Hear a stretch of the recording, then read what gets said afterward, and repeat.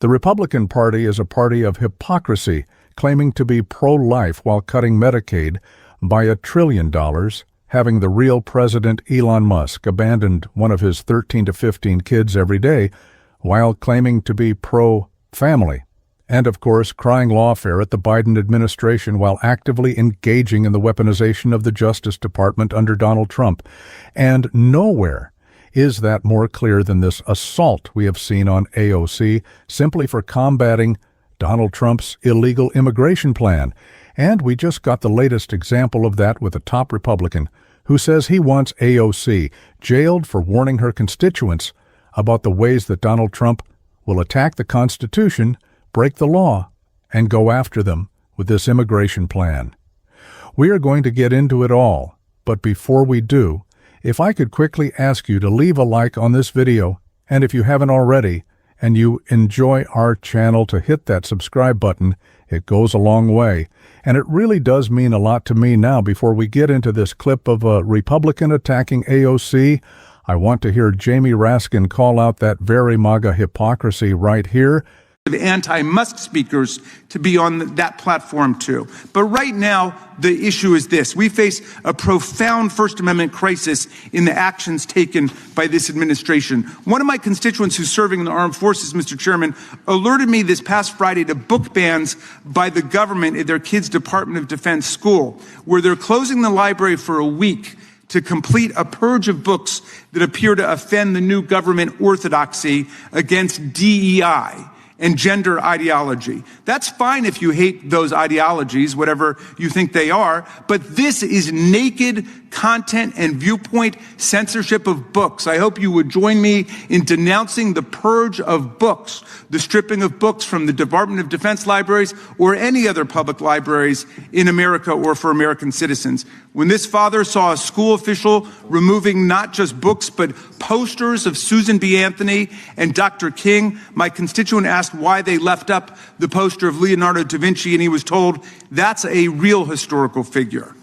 More sweepingly, Trump and his FCC are using their powers to investigate, sue, and threaten news groups that dare to criticize the administration. Trump is suing CBS for $20 billion in damages because, check this out, he believes an interview with Kamala Harris produced too favorable an impression of her.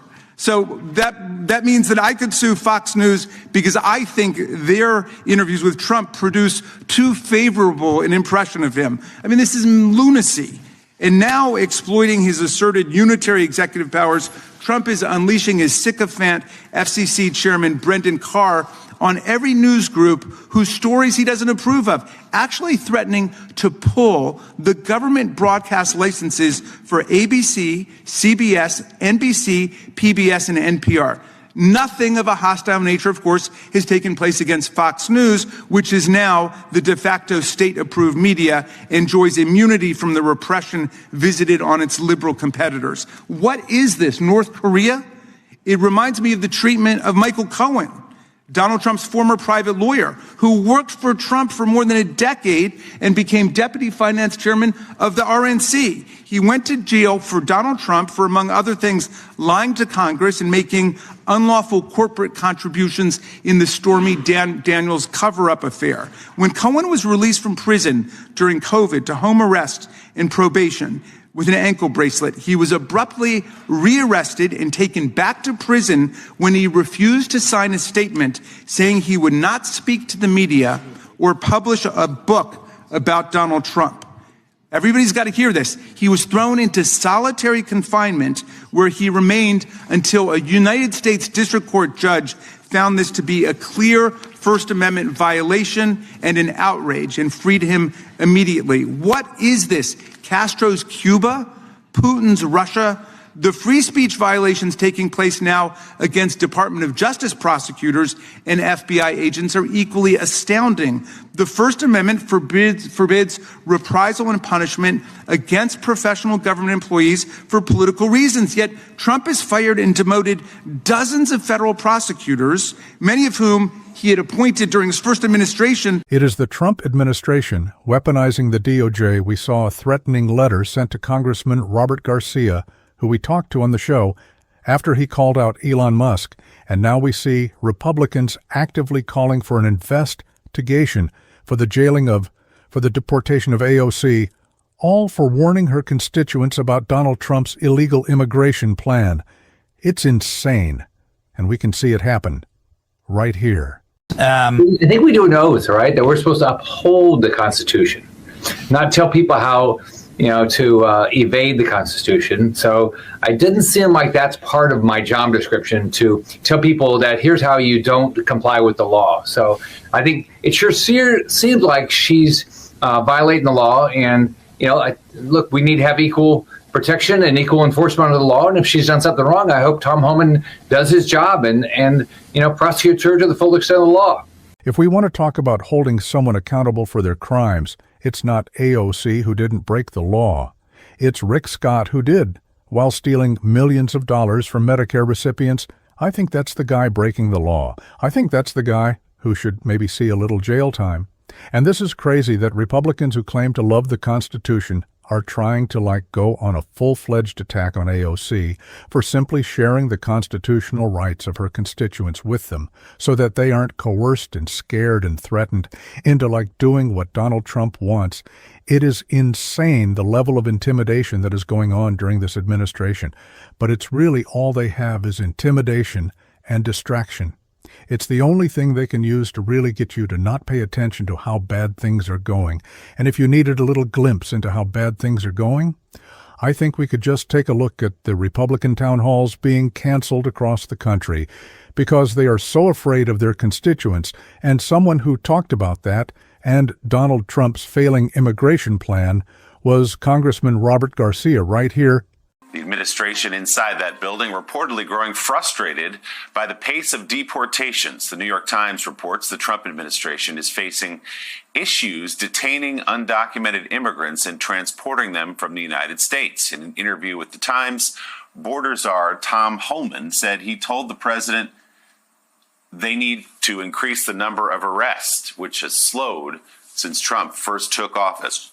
But deportations have not kept pace with the arrests, resulting in a surge of people waiting in ICE detention. The Times reports this stems from financial shortfalls as well as diplomatic challenges with securing agreements with other countries to efficiently deport immigrants. Meanwhile, President Trump's plan to detain 30,000 immigrants at Guantanamo Bay is facing mounting legal, logistical, and financial challenges. High costs, including military flights costing between $23,000 and $27,000 per detainee, have raised concerns within the administration. Tents built for detainees lack basic amenities and fail to meet ICE standards, and military flights to the base have slowed.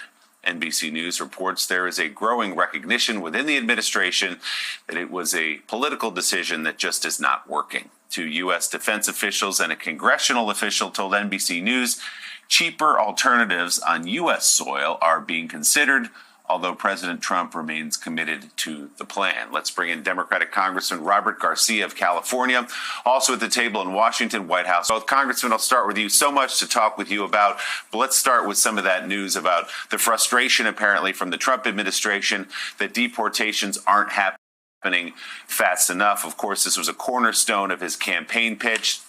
He was going to get illegal immigrants out of this country. I would note that the daily pace of deportations right now from the Trump administration is slower than it was last year under the Biden administration. What's your reaction to all of this?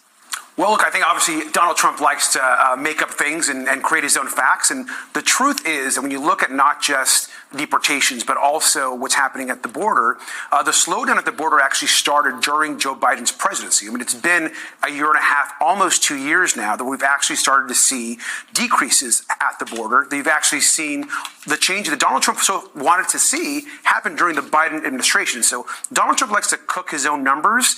The truth is that deportations happen, especially of violent criminals, of people that shouldn't be in this country. That was something that Joe Biden did. Other presidents did as well. And so I think Donald Trump likes to create his own stories, to create his own numbers. And of course, we can't trust anything that he actually has to say. Tyler, we also have seen that the number of deportations that are happening in military flights, because they were so expensive, has, I think, almost completely stopped, if not stopped altogether. Is there in the White House, when you talk to your sources, any sense, we've been speaking a lot about confusion this morning, that the policy is not as thought out or enduring as perhaps they hoped it was going to be? Yeah, look, this is obviously a huge priority of the president. This is what he campaigned on. We heard him devote a lot of time to this in his joint address to Congress this week. There is frustration, as my colleagues at the Times reported, about sort of the pace. One of the things that Trump wants to be able to brag about is the numbers, the amount of people that are being deported, the amount of people being brought to Guantanamo Bay. We've seen him latch on to that as it relates to Elon Musk's government efficiency initiative of cutting contracts, being able to list out those numbers and programs that have been cut. So I think that's one of the frustrations in the White House, is that those numbers are not at the level that Trump is excited to brag about. And again, it is, all of these policies are complicated to execute. They are still just about a month into this administration, and I think still working through some of the ways in which they need to coordinate across the government to execute on this plan, which is much more complicated than it appears to be. The reaction inside the White House to one of the president's top campaign trail promises and the way it's being implemented. And then there's the way that major cities across the country are seeing the impact of these policies. You saw several of these mayors, including the mayors of Boston, Chicago, Denver, and New York, in front of the committee that you were on yesterday. In your line of questioning, though, and many other Democrats did this, the focus was on New York City Mayor Eric Adams. You questioned him about allegations of a quid pro quo, some kind of political agreement between the dropping of his charges from the Department of Justice and the help that he is going to give the Trump administration on carrying out their immigration agenda. Tom Homan, one of the top officials within this administration, called your line of questioning disgusting. Your reaction to that, and then the larger conversation that we are still having about Mayor Adams and where his loyalties are on this, to his constituents or to the admin. I mean, what's disgusting is a mayor who is essentially accepting over $100,000 of gifts and travel and not actually properly reporting it. Republicans are too afraid to face their constituents. And now that we're on the topic of AOC, it reminded me of that video of her town hall when the people in the crowd, sensibly Republicans, are chanting, like AOC has got to go, and they're doing it like to the beat of a drum, and she's like dancing. I posted about it on Twitter this morning. It's like those are like the two sides of this. Like Republicans literally will not face their constituents, while AOC is just dancing along to complaints from Mia. She does not care if she's going to continue to fight back. And so are we on this channel every single day.